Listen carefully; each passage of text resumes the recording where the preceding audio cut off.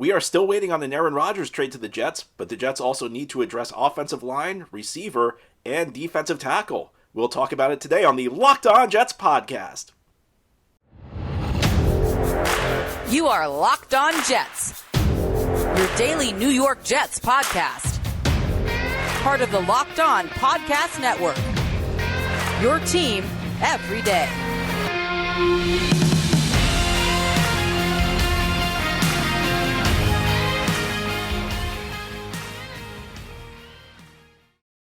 Welcome, this is the Locked On Jets podcast, part of the Locked On Podcast Network, your team every day. It's Friday, March 17th, 2023. Happy St. Patrick's Day, and I'm your host, John B. from GangGreenNation.com.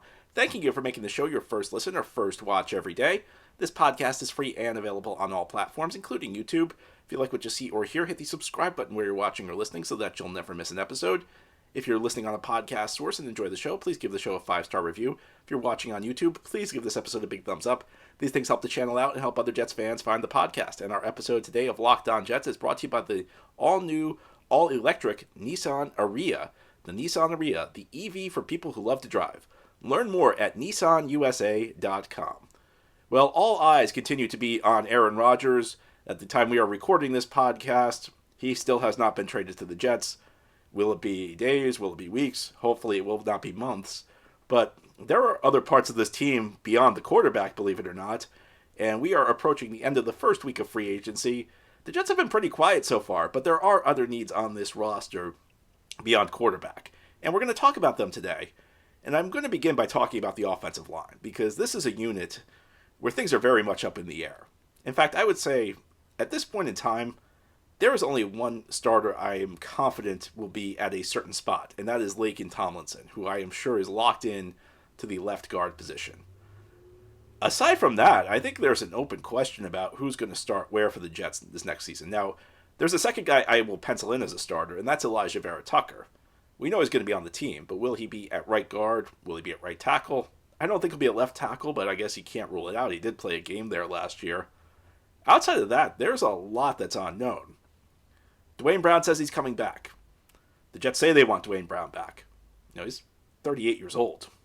Pretty old and in decline. I mean, I think if you've watched his last 2 years, this is not the Pro Bowler Dwayne Brown. Now, last year I thought he was very courageous for the Jets. He could have retired pretty easily. He decided to sign with the Jets after Mekhi Becton got injured. In fact, he and the Jets were speaking even before Becton went down. But after Becton's injury, Brown went from a swing tackle role into the starting lineup as the left tackle.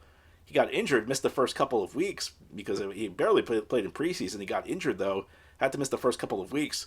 Came back and played hurt for most of the season. Now, the Jets, for much of the year, up till week 17, were in the playoff race, so it's not like it was a lost season. It's not like one of these Adam Gase years where you were going nowhere. The Jets actually could have gone somewhere last year if they had played a little bit better down the stretch. But still, a guy with his pedigree, a guy at his age, suiting up and playing hurt, that's something admirable, I think. That said, I mean, I'm not sure how much there is left in the tank. As much as the Jets may love his professionalism, is this a guy you can count on for a full year at this point? Despite, the fact he played hurt last year shows he does not miss a lot of games. But his play has also declined in recent years. This is not the guy in Seattle. This is not the guy in Houston who was a Pro Bowler frequently. This is a guy who was okay. He's a stopgap if that. On the other side, I guess you'd have Mekhi Becton right now penciled in. I mean, do we even really need to go into this? Mekhi Becton, who's played literally 3/4 of one game in the last 2 years, it would be great for the Jets. It would be a huge boost. In fact, there are not many things that would be a bigger boost to the Jets than Mekhi Becton staying healthy for a full season. Is that something you want to count on, though? Because even that rookie season where he played okay, he missed some games. So he's not played a full season in his NFL career. In fact, he's missed essentially 2 full seasons. At center, I mean, I don't know what the Jets are doing at center. Now, they did make a signing last night. They got Wes Schweitzer from the Washington Commanders, which I think is a good signing. I like this move. This is a guy with versatility. He's played all 3 interior line spots. He's played left guard, he's played right guard, he's played center. He's even dabbled at tackle at points in his career. And a guy who's been a very solid depth player. And I've heard the suggestion that this is the replacement for Dan Feeney. I think he actually might be the replacement more for Nate Herbig, because you have to remember, last year the Jets brought in Herbig. They claimed him off waivers from the Eagles. And Herbig was supposed to be depth, and unfortunately the Jets' depth on the offensive line was tested very early and was tested through the season, so Herbig actually ended up being the starting right guard for most of the season. And for a guy who's a backup stepping into a starting role, I thought Herbig played pretty well.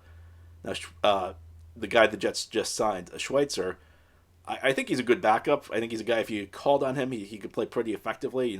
Commanders fans, if you listen to what they have to say, they liked him. And they thought he provided quality depth.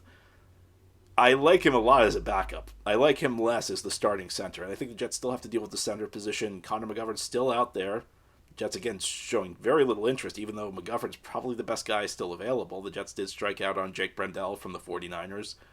I don't know what the plan is at center. I don't think you can just depend on drafting somebody. So lots up in the air on the offensive line right now. The guy I have confidence in is Elijah Vera Tucker. We don't know where he's going to play. Laken Tomlinson, I think you're looking for a bounce back after an inconsistent season. Outside of that, the tackles, you're asking a lot. And I think we're to the point where the Jets may need to draft somebody at 13 after striking out on Orlando Brown. So there's a lot up in the air. And one of the reasons that this is especially a pronounced issue for the Jets is the fact you're getting Aaron Rodgers. Because if you're going to get Aaron Rodgers, you want to put a good line around him. For most of Rodgers' career, he's had David Bakhtiari, one of the elite left tackles in the league, protecting his blind side. And Rodgers, of course, is also 40 years old. So when you get a quarterback whose age begins with the number 4, it's really important because it's tougher to bounce back from injuries. It's tougher to bounce back from hits.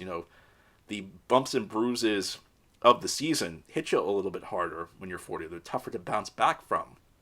And although Rodgers has, again, been pretty good in his career at avoiding sacks, he's a guy who's one of the things, maybe the thing that makes him special above all else, at least in my view, through the years, has been his ability to break the pocket, throw a laser on the run, on target to his receivers.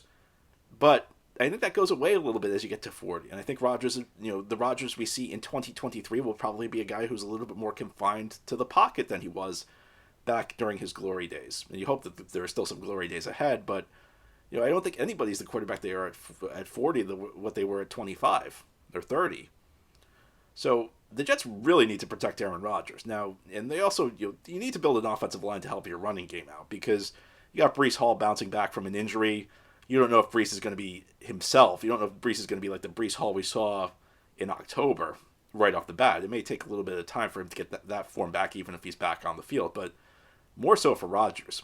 Because if you're going to, and Rodgers has a $60 million contract, as we know, we'll see how much the Jets convince Green Bay of that to take on. It's possible the Packers end up paying some of that $60 million.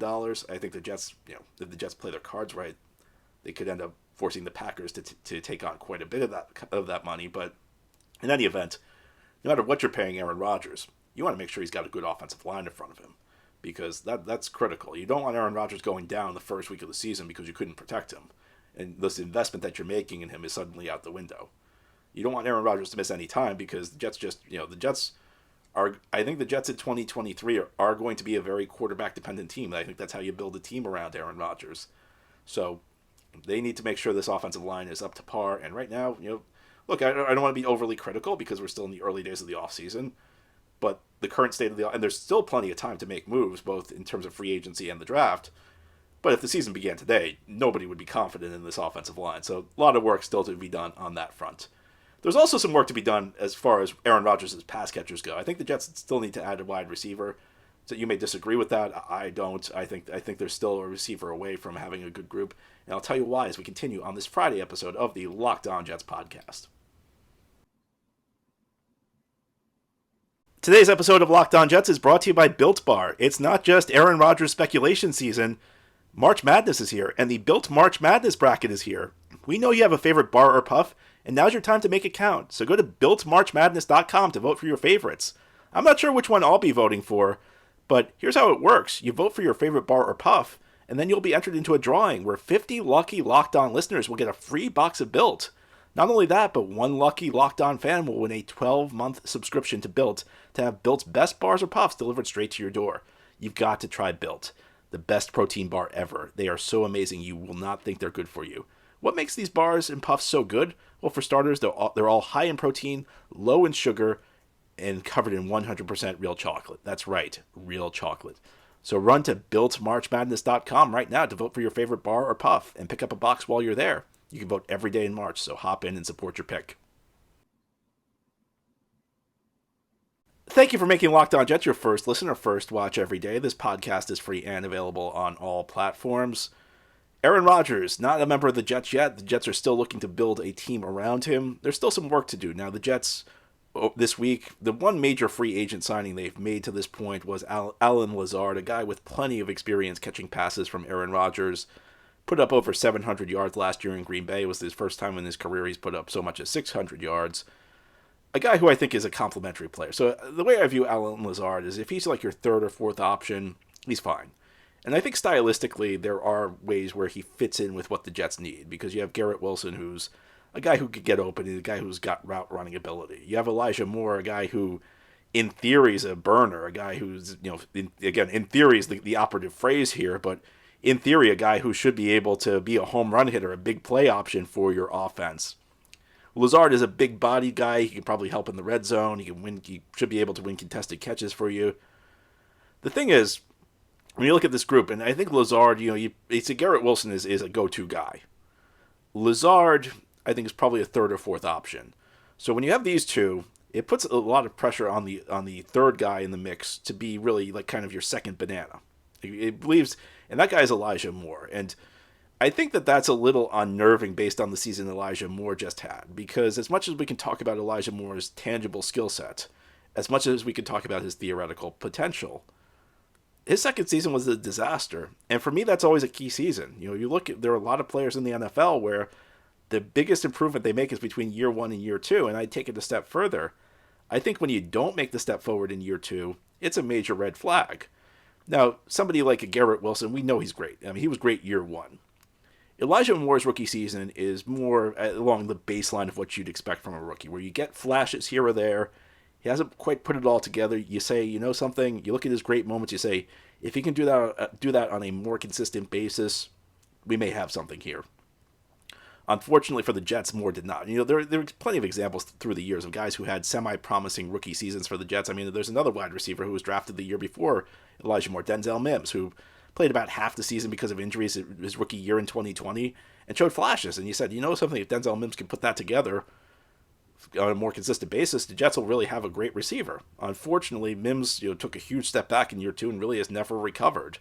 Now, Moore's second season was not a disaster to the extent Mims's was, but there's enough there to really doubt Elijah Moore at this point. And I think if you're looking at this right now on paper, Wilson, Moore, Lazard, it's not a great group at the moment. Now, if you can add an extra guy there, then you might have something. Because right now, Wilson, Moore, Lazard, that's a group where you got Garrett Wilson. That's a lock. I mean, that's a given at this point. Garrett Wilson's a great receiver.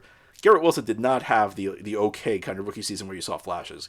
Garrett Wilson had a star-level rookie season. We're talking now about...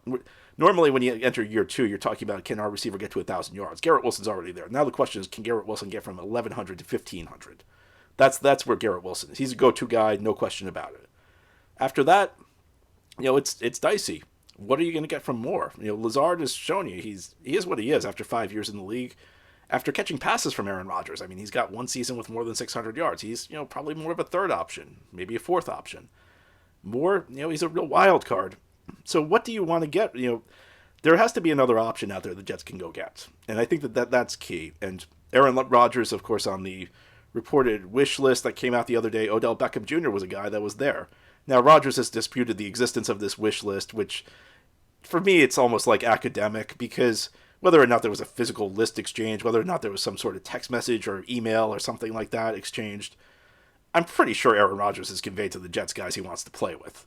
And the Jets have been interested in Odell Beckham Jr. They were at a workout Beckham put on last week. There were reports even Friday morning that the Jets are still interested. They're still talking about Beckham. What can Odell Beckham Jr. provide? Well, it's an open question right now. He hasn't played since last year's Super Bowl. So by the time he takes the field, it'll essentially be like close to a year and a half of actual calendar time since he played in an NFL game. That said, I mean, with the Rams, and he's getting older and he's coming off a serious injury and he's just missed a year and a half. With the Rams, I do think there was some utility there. And I think, even in that Super Bowl, if I remember correctly, the Rams kind of struggled after he went out until kind of the last drive where Matthew Stafford just said, I'm throwing to Cooper Kupp on every play. It's really difficult to project a player who's, on the wrong side of 30 and coming off a serious injury, how he's going to respond. And with Beckham, you come with some other stuff because, his exits from the Giants and his exits from Cleveland were very messy. He's been a guy who's been a kind of a controversial figure through much of his career. So you don't know what's going to happen with him in the locker room. I mean, I don't think he's the kind of guy I'd want around a young quarterback. But a guy like an Aaron Rodgers, it's a little bit different. Aaron Rodgers is going to be in charge when he comes to the Jets. So I think you handle a guy who's a little bit more difficult, maybe a guy who's a little bit more challenging. I think you could bring him in because nobody's going to show up Aaron Rodgers. If we talk about receivers, nobody's going to come in and give Aaron Rodgers a hard time. So I think this is a gamble that makes a little bit more sense for the Jets. Part of it's just like this is not a year to need receivers. I mean, this is a tough receiver year. I think when Allen Lazard's getting $11 million a year, it shows you the challenge you have at building a receiver room. So I mean, it's not a great receiver draft class after a couple of years of really good receiver draft classes. This one's kind of takes a step back. In free agency, there's really not many great options available. So as the Jets try and build out this receiver room, it's tough to see where they go if it's not Beckham. And I'm not crazy about Beckham in general, but if you're taking the approach the Jets are, where you're getting Aaron Rodgers, and you've got Aaron Rodgers, you're going all in. We're trying to win a Super Bowl with Aaron Rodgers. You maybe make a short-term play like a Beckham. You roll the dice. You take a calculated gamble on somebody like this in the hopes it ends up paying dividends. Because I think the Jets still need a receiver for this room. I think if you look at this right now, Wilson, Moore, Lazard, it's not terrible. Garrett Wilson certainly gives you a high floor, but I think you need one more contributor there. Now, as we continue here on the Locked On Jets podcast, we'll talk about something that you may not think of as a need, but it's become a need over the last couple of days because of guys the Jets have lost in free agency, and that's defensive tackle. Critical position in Robert Saleh's defense. What should they do? We'll talk about it as we continue this Friday episode of the Locked On Jets podcast. This episode of Locked On Jets is brought to you by FanDuel Sportsbook. It's not just the NFL offseason that's heating up, the tournament is heating up too, and now is the perfect time to download FanDuel, America's #1 sportsbook, because new customers get a no-sweat first bet of up to $1,000. That's bonus bets back if your first bet doesn't win. Just download the FanDuel Sportsbook app. It's safe, secure, and super easy to use, and then you can bet on everything from the money line to point scorers, threes drained. I'd love to hear your Final Four. I'm not sure who's going to make it. I always do pretty terribly with my bracket, but FanDuel lets you combine your bets for a chance at a bigger payout with a same-game parlay. So don't miss your chance to make your no-sweat first bet of up to $1,000 in bonus bets when you go to FanDuel.com/lockedon. Again, that's FanDuel.com/lockedon to learn more. Make every moment more with FanDuel, an official sports betting partner of the NBA.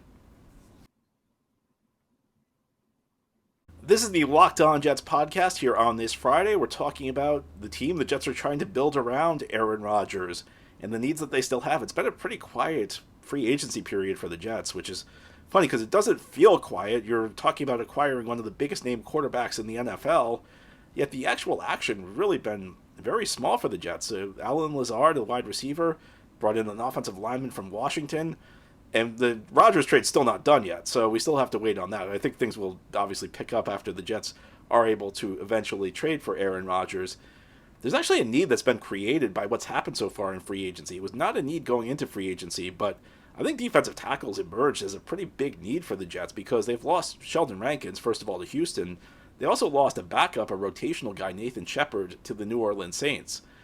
And I think we know Robert Saleh, he likes to rush four guys. Now, Saleh will adjust. I mean, there have been points in his career where where his teams have been a little bit more blitz heavy. That was true of the Jets in 2021, where they maybe lacked the defensive line that they were hoping for. It's also true of the 49ers back in 2020 when they were beset by injuries. But we know the Saleh defense. And in fairness, the Jets actually can blitz a little bit more because you got Sauce Gardner and DJ Reed covering on the back end. So, you can fall back on those corners if you need to.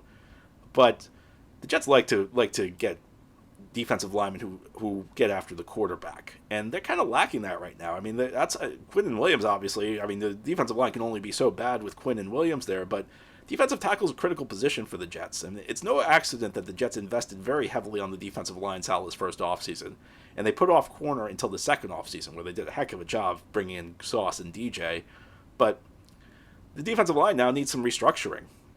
And defensive tackle is a challenging position because, I've never actually explicitly looked at it, but just my perception from the film is that the Jets don't really have a defined nose tackle or a defined under tackle. And I think this is true generally in the NFL these days. And in the old days, like, you'd have like a nose tackle who'd line up at the what's known as the one technique. He'd be lined up kind of close to the center. His job was essentially to eat up space, to eat up two blockers. And then you'd have what's known as the under tackle. That guy would line up over the outside shoulder of the guard. His job was to get upfield and make plays. And some teams in some systems, and I think it's probably still true to an extent, but not as much anymore, they define which guys these are. You say you're the nose tackle, you're the penetrating tackle, you're the three technique. The Jets don't really do that. The Jets essentially the Jets determine who plays the nose tackle role, the guy who lines up close to the center and the guy who lines up outside the guard. That's determined by the strong side of the formation on offense, and the strong side of the formation is the side where the tight end lines up. So all this is to say that when we're talking about defensive tackles in Robert Saleh's system, you need a guy with a lot of ability, because sometimes you're going to be the space eater, sometimes you're going to be the guy who draws the double teams, and sometimes you're going to be the guy that needs to shoot up the field. And I think that's one of the reasons the Jets have invested. Now, they've invested at defensive end also, but I think that's one of the reasons the Jets have made defensive line such a focus, because they want guys who can they want to be able to get to the quarterback rushing four men, but they also need guys with a varied skill set, particularly at the defensive tackle position. So this has kind of emerged. And this is, just in general, I've been talking about, the offensive line free agent class, how it's not great. I've been talking about the wide receiver free agent class, how it's not great. It's not a great class in general. But the one plus is that there's always like a defensive tackle available in his 30s looking for a 1-year deal to extend his career. So this is not a spot I'm as concerned with. The Jets also have a great defense. The Jets also have a lot of defensive talent. So it's less pressing maybe than the needs on offensive line and wide receiver, but still something the Jets are going to need to address in the days ahead. And I'd look to the second wave of free agency after the big names have signed. Who's left there? They should be able to find somebody to fill the Rankins role, you would think. Anyway, that's all for today's episode. This has been the Locked On Jets podcast, part of the Locked On Podcast Network. Your team every day is our motto. As always, if you enjoy the show, hit the subscribe button where you're watching or listening so that you'll never miss an episode. If you're listening on a podcast source, please give the show a 5-star review. If you're watching on YouTube, please give this episode a big thumbs up. Help the channel out, helps other Jets fans find the podcast. Have a great weekend, everybody. We'll talk next time.